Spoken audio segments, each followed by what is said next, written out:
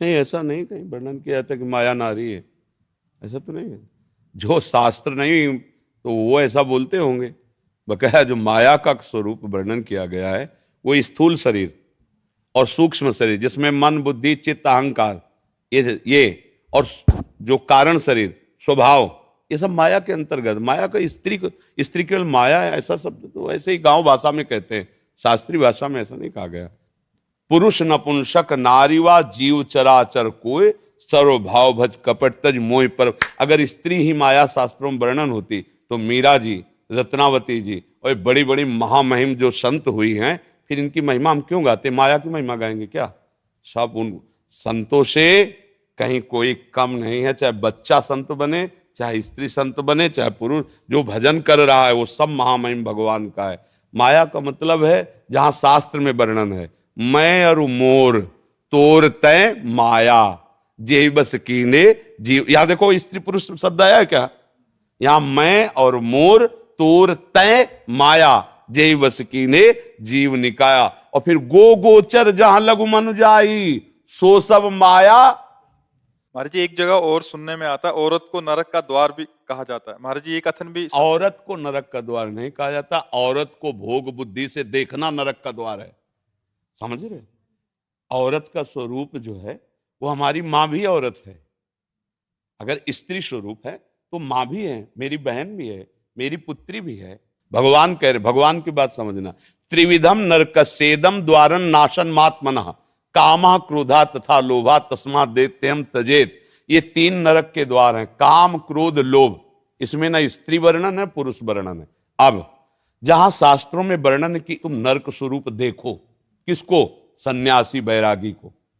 समझ रहे?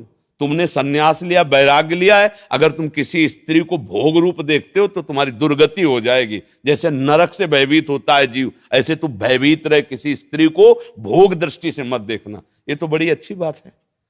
हमारी माता दृष्टि होनी चाहिए, बहन दृष्टि होनी चाहिए, पुत्री दृष्टि होनी चाहिए कि भोग दृष्टि। देखो ना जो भोग दृष्टि की राक्षस लोग कैसा बर्ताव माताओं बहनों से करते हैं। भोगा मार के जला दिया, काट के फेंक दिया, ये भोग दृष्टि ही तो है। कोई ऐसा बर्ताव, तुम्हारा जैसा शरीर प्रिय है वैसे माताओं बहनों का प्रिय है, ऐसा कैसे बर्ताव कर सकता है? तो उसने भोग दृष्टि की ना, तो भोग दृष्टि की निंदा की जा रही कि तुम स्त्री को भोग्या मत मानो। ये इन्हीं से हम लोग पैदा हुए हैं, आकाश से थोड़ी पैदा हुई। यही माताएं हैं, इन्हीं से बड़े बड़े बलवान बुद्धिमान राजा महाराजा ऋषि मुनि सब इन्हीं से उपजते हैं। इनको भोग नरक का आ जाएगा तो हम सब नरक ही तो है ना, हम सब फिर नरक हुए ना, क्योंकि पैदा तो इन्हीं से हुई है ना। कोई भी महात्मा आकाश से थोड़ी उतरा है, माता से तो पैदा हुआ है, तो वो माता आप ही लोगों में तो होती है। किसी भी माता से, अच्छा कोई ऊपर से नीचे तक चाहे लोक में देख लो या परलोक में, जननी के सिवा अगर भगवान नारायण तो लक्ष्मी जी बगले में है, महादेव तो अंबा जी पासे में बैठी हुई, इनके बिना सत्ता ही नहीं है। शक्ति के बिना अगर वो मात्रा ऐसे न चढ़े शक्ति की तो शिव को क्या बोलोगे? सौ। ये शक्ति ही शिव है। ऐसे तुम्हारे जीवन की एक साथी स्वरूप बन करके भगवान आए हैं, तुम्हें दुलार करने के लिए, तुम्हें सुख पहुंचाने के लिए। माता की तरह भोजन बना के पत्नी दुलार करती है, मित्र की तरह तुम्हें सही सलाह देकर तुम्हें सुखी करती है, सर्वस्व अपना अर्पण कर। उसको नरक कैसे? हाँ अभी बताया कि जहां शास्त्र में लिखा उनके लिए। अब तुम वैराग्य ले लिए हो, सन्यास लिए हुए हो और माताओं बहनों को गंदी दृष्टि से देखोगे तो क्या होगा? जो तुम भोग दृष्टि कर रहे हो। नहीं तो क्या शास्त्र आदेश करता है? जननी समझानो पर नारी। तुम्हें माता के समान देखना चाहिए। तुम भोग रूप देखते हो मतलब तुम स्वयं नरक के अधिकारी हो रहे हो केवल देखने मात्र से। उसका भाव समझना। अब ऐसा नहीं कि शास्त्र नारी की निंदा करते हैं, नहीं। किसी भी बहन बेटी को तुम गंदी दृष्टि से देखो, तुम्हारा सम्मान होगा क्या? तो दृष्टि तुम अपनी बदलो। मतलब तुमने नारी की तरफ भोग दृष्टि से देखा, नरक के अधिकार तुम्हारे फिट हो गए।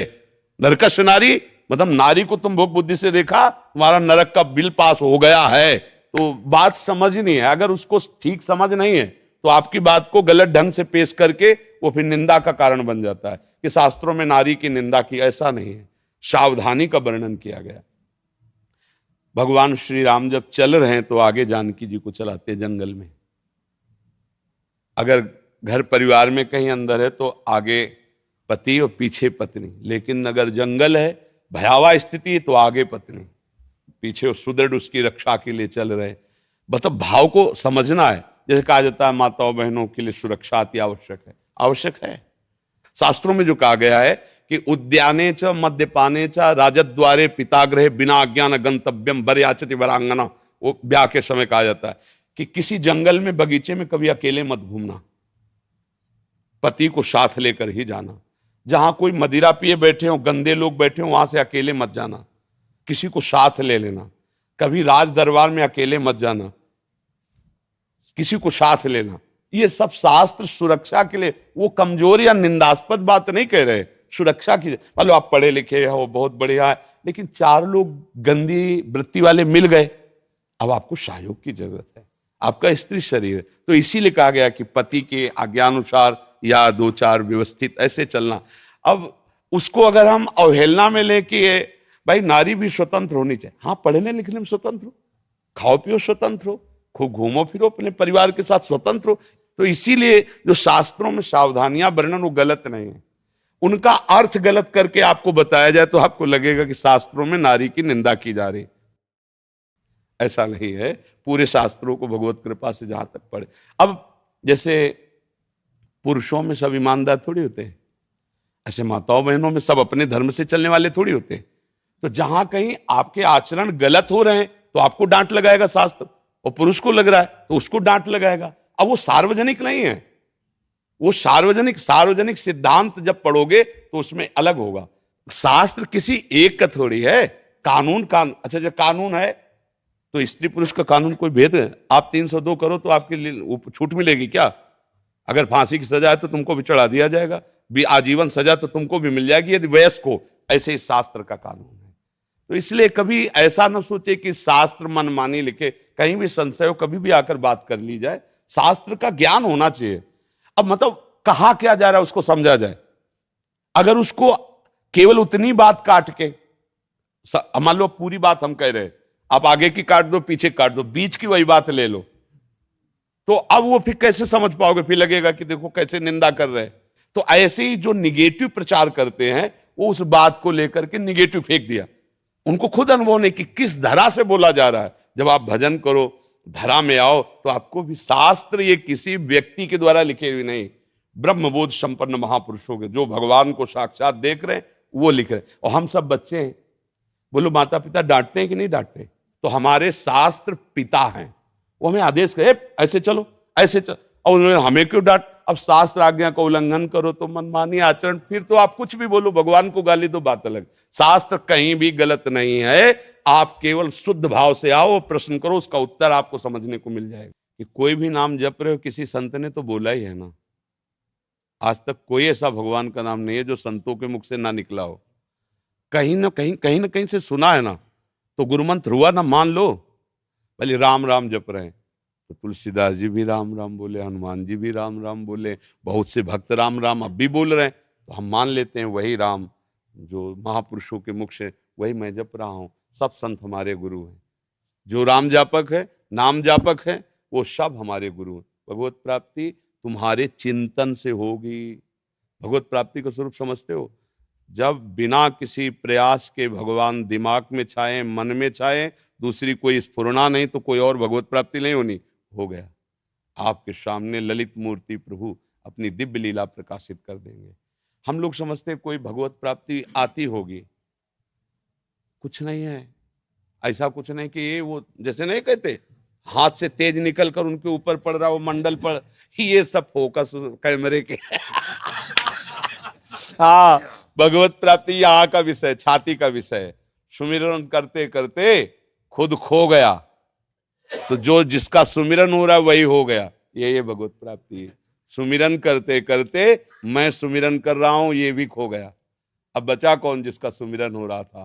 तो राम ही राम, श्याम ही श्याम, इधर देखे तो श्याम, बाहर देखे तो श्याम, इधर देखे तो राम, बाहर देखे तो राम। अब हो गया भगवत प्राप्ति। जिधर देखता है उसका प्रीतम खड़ा दिखाई देता है दूसरा, चाहे ज्ञान मार्ग में हो चाहे भक्ति मार्ग में। ब्रह्म ज्ञानी ब्रह्म स्वरूप का अनुभव करके सर्वम खलमिदम ब्रह्म, सब जगह भगवान को, ब्रह्म को देखता है। भक्त अपने प्रीतम को देखता है। बस भगवत प्राप्ति का ऐसा कोई नहीं कि भगवान गरुड़ में चढ़ करके आ रहे हैं, वो तो एक क्षण के लिए होता है, ये कोई खास बात नहीं होती। जो भगवत प्रेमी महात्मा होते हैं इसका आदर नहीं करते कि आप आए और चले गए, जीवन भर आपकी बाट जो रहे, आए चले गए नहीं। पिय मूर्ति नयनन बसय तेहि रस रहाय समाय, ये लक्षण सुन प्रेम के और न कछु सुहाय। प्रीतम बस गए, प्रीतम बस गयो मेरे मन, मन में तन में नेत्रों में समा गया। अब उसको जो सुख मिल रहा है वो किसी और साधन से नहीं, और ये केवल भजन से मिलता है। प्रेम मूल यह नाम है, प्रेमी रसिक जपत यह नाम, तो प्रेम मगन निज बन विश्राम, श्री हरिवंश जहां है। नाम ही प्रेम को प्रकाशित करता है। राधा राधा राधा राधा, सब काम बन जाएंगे, सब पाप नष्ट हो जाएंगे, सब कामनाएं पूर्ण हो जाएंगी। पर लगो, कोई भी, हमारे सत्संग में भी कह रहे, कोई भी तुम्हारे दुख से तुम्हें बचा ले, कभी तो हमें बता देना आके। जब तक तुम भगवान का आश्रय लेकर भजन नहीं करोगे, तुम्हारे पाप नष्ट नहीं होंगे, तो ये क्रम चलता रहेगा। पुण्य से सुख आएगा और पाप से दुख आएगा, लेकिन सुख दुख दोनों दुख रूप ही हैं, दोनों दुख रूप ही है। क्योंकि इस दुखालय में जो सुख का लेबिल चढ़ के आया वो भी दुख है। भगवान बोल रहे दुखालय दुख यो नया, सुख है तो परम सुख भगवान के भजन में, भगवान के आश्रय में। नाम जप करो, तुम्हें कहीं भागने की जरूरत नहीं, किसी से आशीर्वाद मांगने की जरूरत नहीं, सारे आशीर्वाद आपके पास आ जाएंगे अपने आप। जा पर कृपा राम की हुई, ता पर कृपा करे सब। और भजन न करो, तुम सोचो हम करेंगे दुराचार, हम करेंगे मनमानी बेविचार, और कुछ लाख 2 लाख महात्मा दे देंगे वो हमारी रक्षा कर ले, कुछ चले होले वाला। हमारी बात पक्की समझ लो। हाँ, तुम स्वयं राम राम जपो, कृष्ण कृष्ण जपो, किसी से आशीर्वाद की जरूरत नहीं, सब मिल जाएगा। विश्वास मान लो, आप विश्वास मान लो, केवल विश्वास की बात कह रहे हैं। नाम जैसा कोई मित्र नहीं, नाम जैसा कोई अंगरक्षक नहीं, नाम जैसा कोई हमारा सहायता करने वाला नहीं। और नाम नहीं है, आप ध्यान देना, द्रौपदी जी भक्त हैं, सभा में निर्वस्त्र की जा रही हैं, कोई नहीं बचा पा रहा, भगवान भी देख रहे, पर जब पुकारा हे कृष्ण द्वारिका, सब आश्रय छोड़कर यही नाथ प्रकट हो गए। यही बाजू में ही पटुका बनकर, धोती बनकर, एक भी क्षण ऐसे हटा नहीं पाया दुशासन। मेरे भगवान की भी इच्छा है कि तुम मुझे पुकारो, मुझे भजो, तभी तुम्हारा मंगल होगा। भगवान कह रहे हैं ना, मन मनाव हो मत भक्तो माद्यादि माम नमस्कुरु। ये सब बहुत चिड़चिड़ापन पैदा होता है कि लोग श्रद्धा करके संतों के पास जाते हैं, भैया पैसे लगाए, किराया और भाव करके आप आए, आप नहीं समझ रहे हो कि तुम्हारा कल्याण किससे होगा, तुम्हारा मंगल किससे होगा। सच्ची मानना, कोई किसी के कष्ट को निवारण कर सकता है तो फिर वो कभी कष्ट में पड़े ही ना। आप विचार करके देखो, जीवन हुआ है, कभी किसी को ऐसे दर्द दिया हो पता नहीं, पर भयानक दर्द है, दोनों किडनी खराब है, डायलिसिस होता है, क्या पूर्व में पाप है, जकड़ लिया है, आकर के अपना भोग भुगा रहा है।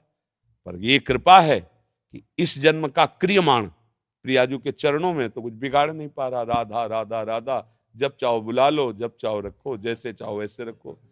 तो अगर ये भ्रम हट जाए ना सब लोगों का कि हमारा कहीं छूछा जंतर मंतर से कुछ काम बन सकता है, तो आस्तिकता आ जाए, वास्तविक आपका कल्याण हो जाए। पर भागे घूम रहे हैं, तेरे दरवाजे आकर महात्मा तेरे को आशीर्वाद दे के जाएंगे, केवल तू नाम जप कर, गले पड़कर आशीर्वाद दे जाएंगे, कुछ लेंगे नहीं, गले पर तू ये ले ले बेटा, मेरा आशीर्वाद ले ले, देने आएंगे। केवल मैं तुम्हें कृत्य करने आया हूं, बस जा रहा हूं, मुझे कुछ नहीं चाहिए, मैं भगवान के द्वारा प्रेरित हूं, तुम भजन करते हो, जाओ तुम्हारा मंगल हो।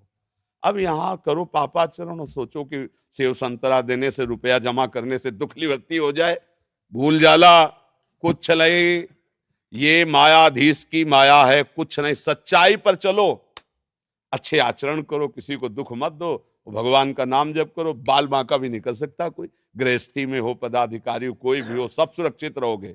अंगरक्षक सुरक्षित नहीं रख सकता, वो हर समय मतलब दिल फेल हो रहा है, रक्षा क्या करेगा, लेकिन नाम चल रहा है और वो रक्षा करना चाहता है तो धड़कन को कम नहीं होने देगा है हर का। अब कल डायलिसिस हुआ है, शाम को कुछ पाया नहीं, क्योंकि ऐसी स्थिति कमजोर हो जाती। अभी कुछ खाने का, अब वो तो 9 साढ़े 9 बजे श्री जी का प्रसाद मिले, लेकिन दहाड़ रहे, किससे दहाड़ रहे, श्री जी के बल से दहाड़ रहे। नाम के बल से दाड़ रहे, नहीं तो अभी अगर हम स्वीकार करें कि हम किडनी फेलियर डायलिसिस मैन, तो अभी लो हो जाएंगे। बिल्कुल लो नहीं, तुमसे ज्यादा पावर में बैठे हैं। तो भगवत आश्रय, ये सारा चमत्कार हमारे प्रभु ने इतने में किया है, जानते हो, इतने में, निमिष मात्र में पूरी सृष्टि का रचना और पालन और श्रृंगार कर दे। उसका चमत्कार देखो, एक ही हाइलोजन लगा है, पूरे ब्रह्मांड को प्रकाशित कर रहा है, सूर्य नहीं प्रकाश। पृथ्वी पत्ते की तरह तैर रही है जल में, पत्ते की तरह डूब, ये चमत्कार देखो, जहां खोदो वहीं